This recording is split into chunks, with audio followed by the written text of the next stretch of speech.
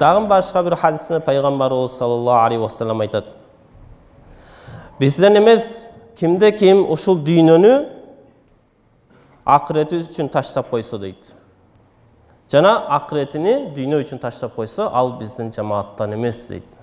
Men ümmetimden emes. Başkaça aytkanda dünya dep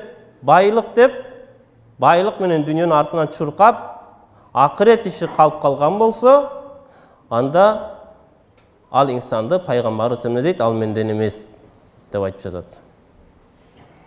Бұл оңой hadis емес, мындай маанисин терең түшүнсөңүз, бұл жөнөкөй айтылып аткан сөздөр эмес. Бұл жерде мен сүйлөп жаткан жерим жок. Бұл жерде бүткүл ааламга рахмат болуп келген. Ал жаратуучу менен түз байланышып, үммөтүм деп өткөн улуу бир пайгамбардын сөзү болуп жаткандан кийин ушунчалык кунт коюшубуз керек, ушунчалык терең маанисини алып, жүрөккө түйүп, амал кылышыбыз керек. А болбосо мындай угуп коюп, ушундай экен деп койгон нерсе болбойт, ал жашообуз өзгөрбөйт дагы. Мындай баяндарды көп угабыз, кулактан кирип, экинчи кулактан чыгып кетет. Ошондуктан сиздерден сураныч, айтылып аткан нерсе ушунчалык кунт коюп, маани берип, пайгамбарыбыздан биринчи жолу кандай угушубуз керек. Пайгамбарыбыздын айтылып аткан сөзүнө баа беришибиз керек.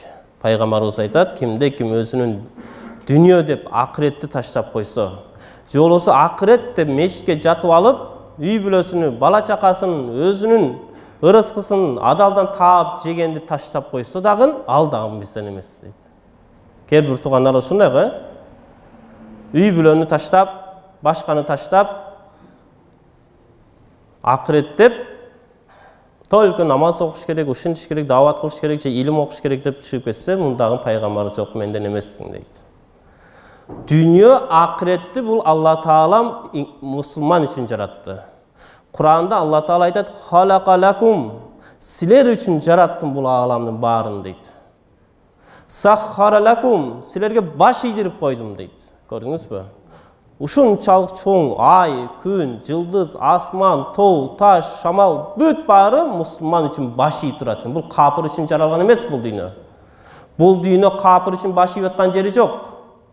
Бұл мұсылман үшін баш ийип турат. Бұл мұсылман үшін жаралған. Качан гана жердин бетинде бир мұсылман калбай, ла илаха иллаллах Мухаммад расул деген келме айтылбай калган учурда, ушул асман жер анан көтөрүлүп баштайт, кыямат анан башталат.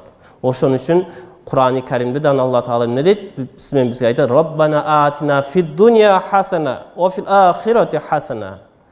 Аллахым бизге бул дүйнөнүн дагы жакшылыгын бергин, акыреттин дагы жакшылыгын бергин деп дуа кылгыла дейт. Бұл эки дүние, бұл Алла Таала сиз менен бизге жараткан дүние бұл. Капыр үчүн эмес. Сиз менен биз пайдаланышыбыз керек. Жер астындагы байлыктар болобу, жер үстүндөгү башка нерсе болобу, бүт баарын момун мусулман бир туугандарыбыз баарыбыз берешендүү зат болгондон кийин ал бир дүйнөсүн кысып коюп, экинчи дүйнөсүн ачып койбойт ал. Ал берешендүү зат.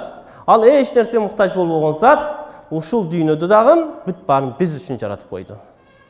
Болгону ысырап кылбагыла дейт. Болгону чектен чыкпагыла дейт. Күлү вашрабу вала тусрифу. Жегиле, ичкиле. Чектен жок. Жегиле, ичкиле вала тусрифу, ысырап кылбагыла. Курбандыкты чалгыла, жегиле, ичкиле деп пайгамбарыбыз айтып жатат. Болгону ысырап кылбашыбыз керек. Же болбосо башка бир аятта айтат, "Күлү мин тайибат". Ушунда Алла Таала мен жараткан жакшы, адал нерселерден жегиле, ичкиле деп айтып жатат. Көрдүңүзбү?